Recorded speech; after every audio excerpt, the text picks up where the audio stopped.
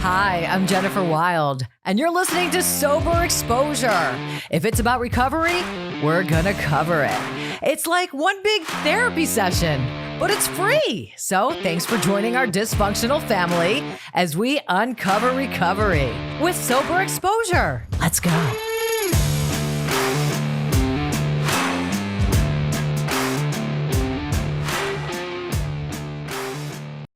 Sober Exposure.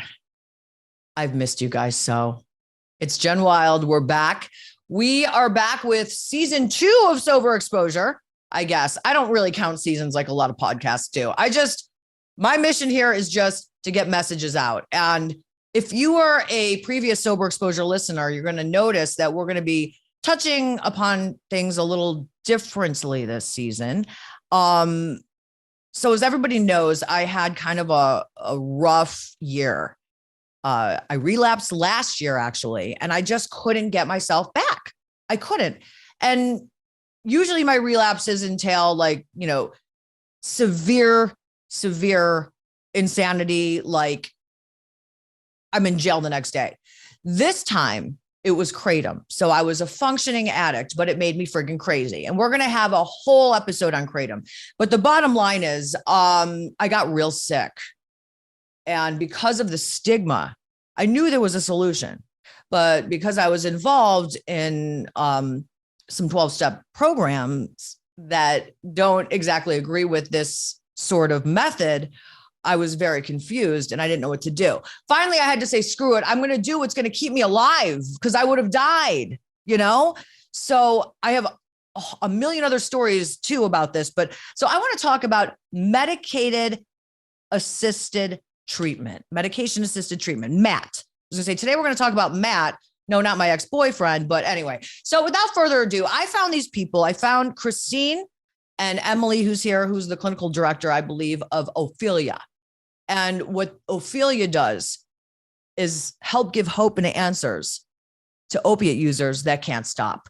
So without further ado, welcome Christine and Emily, and let's go. Let's spread the good word. Let's spread the gospel. And yes, I'm going to say it. We're talking about Suboxone.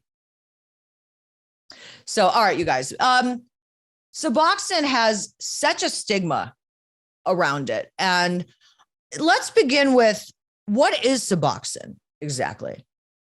I guess, Emily, you could start, or either one. I don't care. We'll take turns. Well, Christine, I saw you looked like you were about to say something, so I'm happy to. No, I was just going to say that Suboxone is buprenorphine, and it takes the place on the opioid receptors in your brain that heroin or pills, any opiates would take. So it's another medication that patients take to stop the cravings for the substances. And will I get high? Now, meanwhile, I'm asking questions for the listeners. I know the answers, obviously, because I will come out and tell everybody that I am on Suboxone. I'm proud of being on it. It's helped me immensely, and it actually has some other good side effects that we'll touch on in a bit. But so it is an opiate. So we're using an opiate to treat another opiate. So how is that helpful? Well, there are a lot of misconceptions about Suboxone or buprenorphine, and it's helpful because many levels. But for right now, if a patient is taking doing heroin, smoking it or injecting it, the heroin that's on the street today will kill you. Yeah. I mean, that's just where we stand today. Prior to that, it's a safe alternative for people to stop the cravings. It doesn't stop everything. It's not a magic medication, but it's a medication that stops the cravings by sitting on those receptors. And then the other part of it is triggers. People are going to have triggers of using. Yeah. So that's where we recommend counseling, AA, support groups, any kind of sober support to help with that. Okay. And we're going to get into that in a second, because there's a problem when you say that, because I want to go to AA, and AA is all based about, around honesty. So I have to be honest, and I'm not going to go into an AA meeting and lie.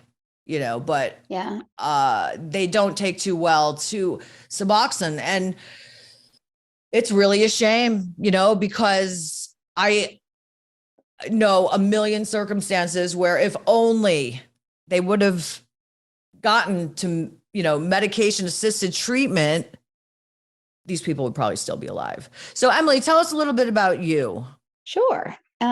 So I'm very happy to be here with you. I am Ophelia's VP of Clinical Operations. So I help build out the clinical team that we have that provides services to patients in all of the states that we operate in, and basically help make sure that we create a remote telehealth clinic that is non-stigmatizing, that is safe and open for patients, and that is run with really, really high clinical care that's based on evidence-based treatment. Okay. And I don't want to sound like an infomercial, because a lot of times, sometimes, podcasts can sound like infomercials, but, I'm doing this from personal experience. When you say from a non-judgmental place, you guys aren't kidding, because when I found Ophelia, I don't think I'm going to get into the whole story, but I was being prescribed Suboxone from another place. The doctor there decided that she didn't like one of the other medications I was on, even though there were no indications that it can't mix with Suboxone.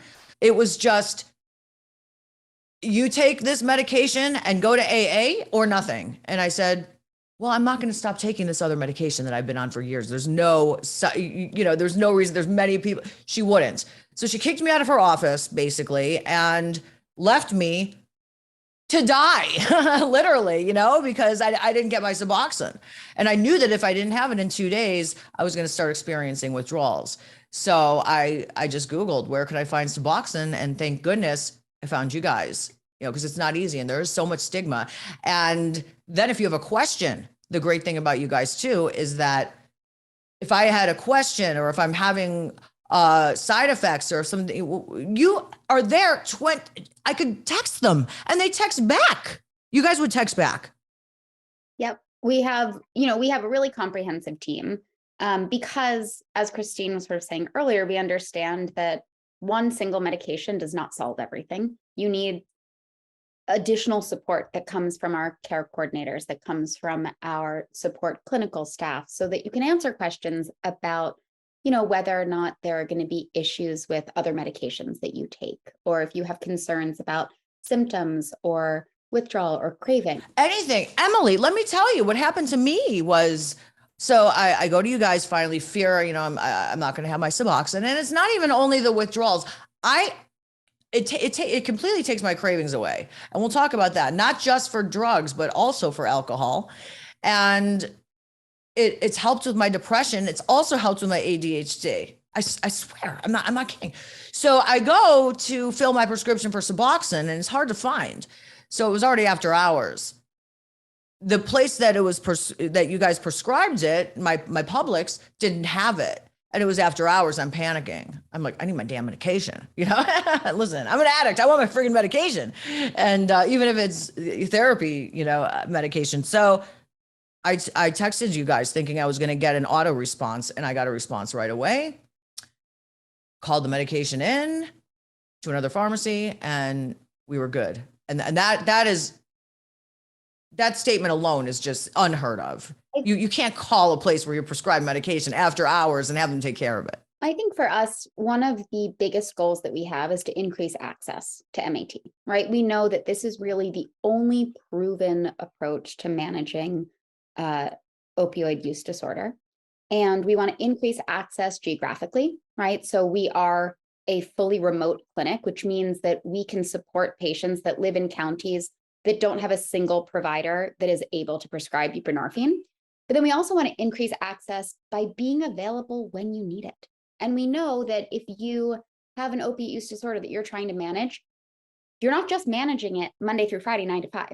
You are also managing it in the morning when you wake up, and at night before you go to sleep, and on Saturdays and Sundays. And so we are open 7 days a week because you need 7-day-a-week support. And we know that because we understand our patients. So for Suboxone to work effectively, Do you believe that also there has to be a component of working on yourself and therapy and all of that as well, outside therapy? So You can't just take the Suboxone, like you said, and just expect, right? yeah, the way I think about it, and then Christine, I realize you probably have a more Okay, because I was gonna say my problem is I can't go to a 12-step program because they won't let me in. Well, they'll let me in. They will take that back. I have a They'll lot let of me in. patients that will not disclose that, and that makes me sad. They'll say, I've been going to AA for years, but I keep relapsing. So I'm on Suboxone and I just sit there and I don't disclose that. I can't do that. I know there's a lot of secrecy around it and shame and stigma. And it reminds me years ago when depression and anxiety were just, being discovered, and people wouldn't say they were on an antidepressant because then you're crazy. That's what is going on right now, I think, with MAT. And I think more education like you're providing us today, a forum to talk about it, will help, hopefully at a faster rate. But so we do, I'm a big proponent of counseling or a support. I have a patient that has a uncle that's been in recovery for 40 years, and that's her go-to guy. And that's great. A lot of people don't have that, but I do. I recommend either NA, AA if they can. There are also a lot of programs that are just tailored to people that are doing medical assisted treatment. Just Google Suboxone support group, and a lot of groups will come up, especially online, which is so important because I'm stigmatized. I am. Just when I go to the pharmacy and I pick up my Suboxone, I don't think I'm imagining it. I feel like the pharmacists are judging you. I just feel like you're being judged, and I don't know what's worse, me being on the street, playing with fire with the potential of fentanyl, plus putting myself in danger because where you have to go to get these drugs, or get it prescribed by wonderful people like you that are going to support me, lift me up, encourage me to go deep with therapy, and it's curbed my cravings. So when you're just getting sober, your brain is so mushed.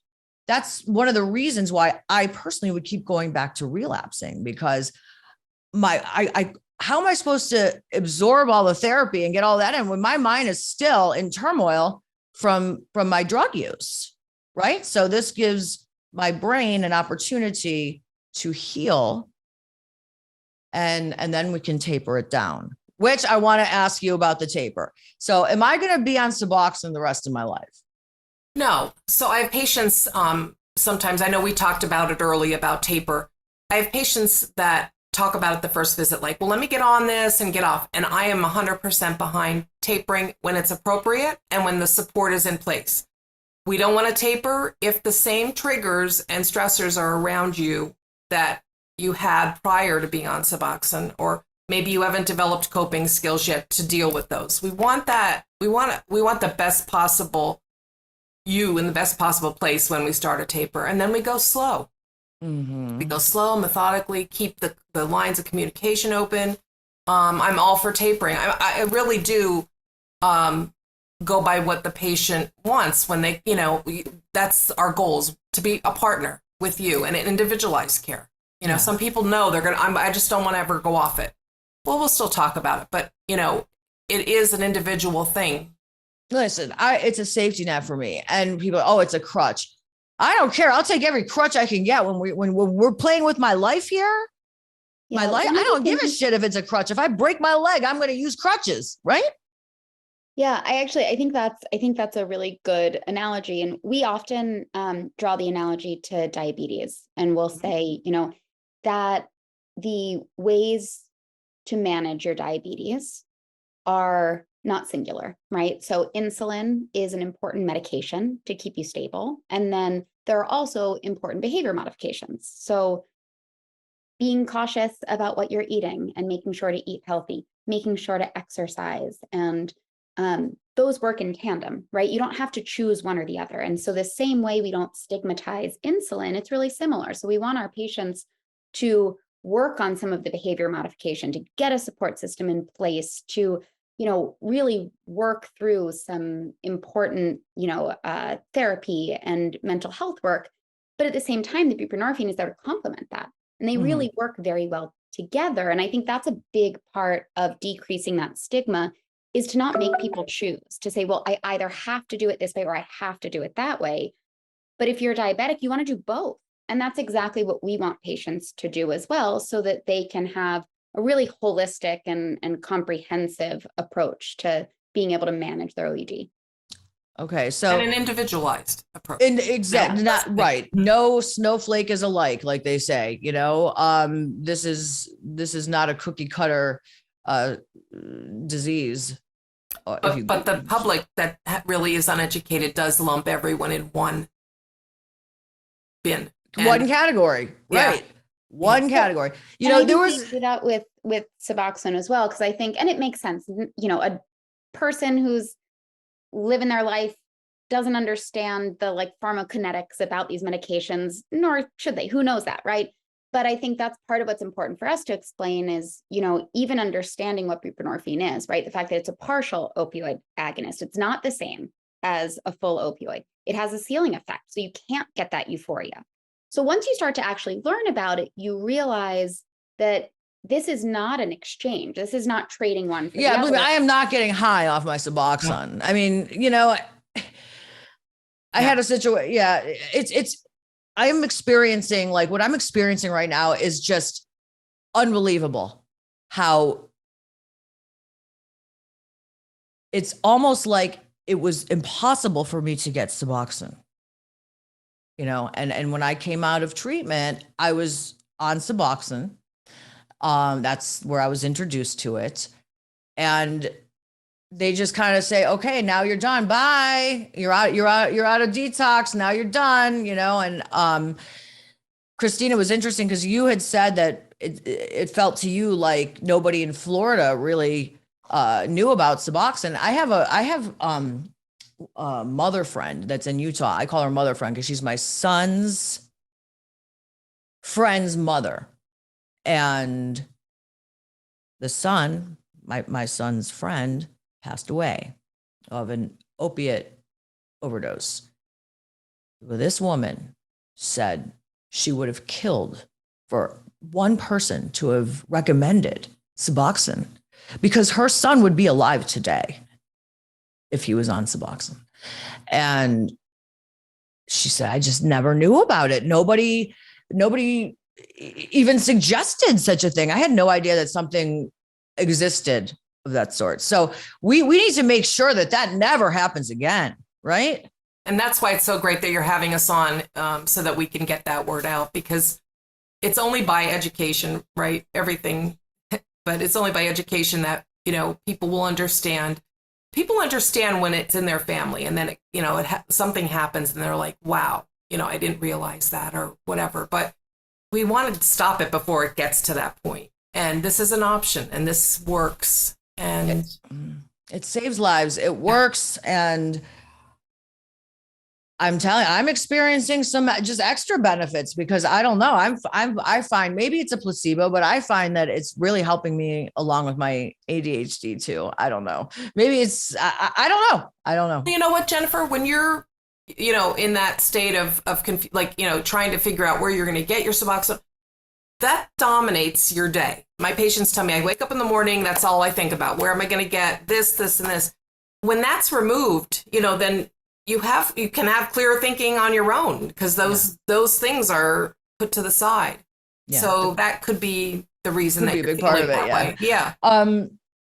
There's two medications in Suboxone, right? There's the naltrexone, right? Okay. Naloxone. It's naloxone. Naltrexone, something else anyway. Yeah. It's the Vivitrol that you. Vivitrol. Yeah, I want to talk about that too. So we're going to have a show next week. Actually, I have somebody that's on the. So what is the one that begins with the N that I can never pronounce? That has to do with cravings, right? The naloxone. The naloxone side of Suboxone. It's Narcan, actually. Narcan. Yeah, it's the same medication that Narcan is. Now that takes cravings away. Do you want to do, Emily? Do you want to? Sure. So that is, some people know it as like the opioid overdose reversal agent. So if somebody's having an overdose, you can give them naloxone or Narcan, and it will actually bind to the opioid receptor, push the opioid out, and basically bring somebody back from an Well, overdose. yeah, it happened to me. I mean, I'm a victim of an overdose. So So it's a really important medication for people to have, and for anybody who is, this is the naloxone plug, for anybody yeah. who's using or who's with people that are using, everyone should have it. I have it in my purse and I bring it out with me. It's just an important thing to have. Yeah. You can save Yes. someone's life, right? We call it Narcan, and Yeah. people are probably there's some people out there that are like, what are they talking about? Narcan is a nasal spray. I believe it's a nasal spray. Mhm. And if somebody is overdosing, you administer the medication and the person pops out of it. Like 100, I think it's 100, not 100%. It can't be 100%, but No, but there's- it's proven to be incredibly effective at being able to reverse an overdose. It doesn't So- last forever. There's still other work that you need to do to make sure somebody is safe, but it will, keep be them able to get alive. that person out.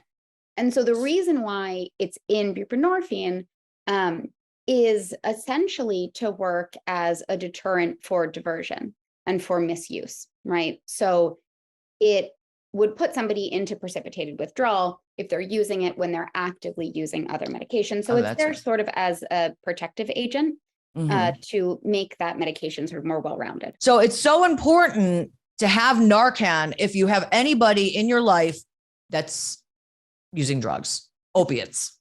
This is not going to work for cocaine. It's not going to work, for crystal meth. It's opiates only. But like, where can we get this stuff? Because it saved my life. Yeah. So providers can prescribe it. A lot of pharmacies will distribute it and furnish it to patients who ask at the pharmacy if they can access it. And then a lot of community-based programs will give it out for free as well. Give it out for free, man. Yeah. There are also a bunch of like mail order sites where you can get it from. So Next Distro distributes in Florida, bunch of places, but it's, we encourage a lot of primary care providers, anytime they're writing an opioid prescription, to write a prescription for Narcan as well, just so it's a package. Basically like your, fire extinguisher. You hope you don't ever have to use it, but it's there in case you do. I had a patient whose elderly mom had surgery last week, and the doctor sent home Narcan with her pain pills, which was surgeons. They don't. Brilliant. That's a smart doctor. They get, Yeah. I think they get 7 days in medical school about addiction or something like that. A very low number. That's a smart doctor. Everyone needs to have this in their home. It's so important. And if you don't know how, if you want to know where you can get it, Jen at soberexposure.show, I will make sure you get your Narcan. Woo, you guys, man, I'm telling you, I can't even extend my gratitude enough to Ophelia and how you've saved me and how many people you're saving. And like I said, my son's friend, his mother wishes she knew about this, and I'm going to have her on the show too. So she's going to discuss the uglies of the uglies of overdose, and that's going to be in a few weeks. You mentioned how limited the education is for providers around addiction. 7 hours, I think you said, that would be great. Many don't get that. They're starting to build that into programs. But part of why your mother friend probably hadn't heard of this at all is because a lot of providers aren't properly educated on it. And that's a really powerful thing. If we're talking about a silver lining of COVID, the fact that we now have more access to remote care and telehealth providers means that you can live in an area that doesn't have a provider that knows about this, but you can still learn about it, and you can seek it out. You seek it out, right? There's no reason why you shouldn't be able to get this extremely beneficial medication. So I probably just totally pissed off so many people right now with this episode, and I'm going to lose a lot of viewers. I am, but this is where I am at, and this is what we're going to do. All right, because I hope I'm that doing doesn't very happen, well. but I just ask people to have an open mind. Not every way works for every person. That's And correct. At the end of the day, we want that person here, so we need to find other ways. And there isn't always, again, I go back to the individualized care. There isn't always, I've heard so many stories and so many people doing so many different things, and that's great, but not everything works for everyone.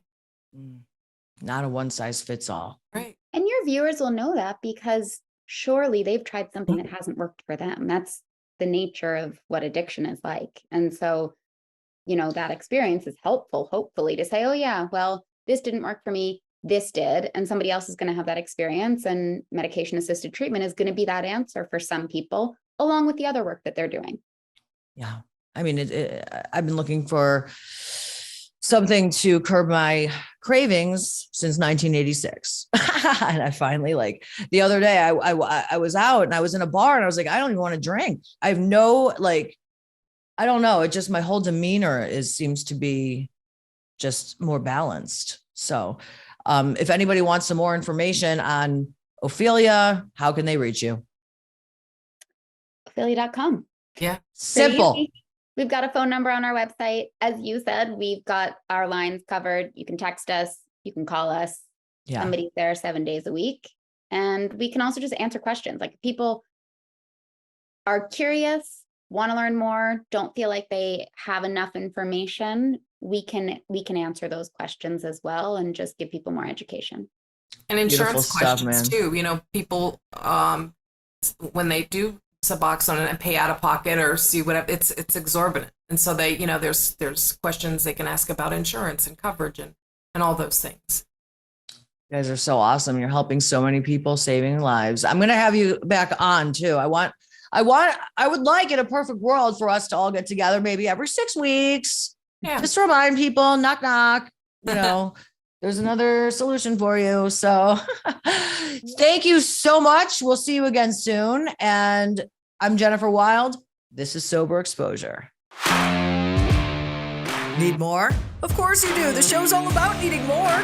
Go to my website at soberexposure.show or get stuck on my Instagram at soberexposure_podcast.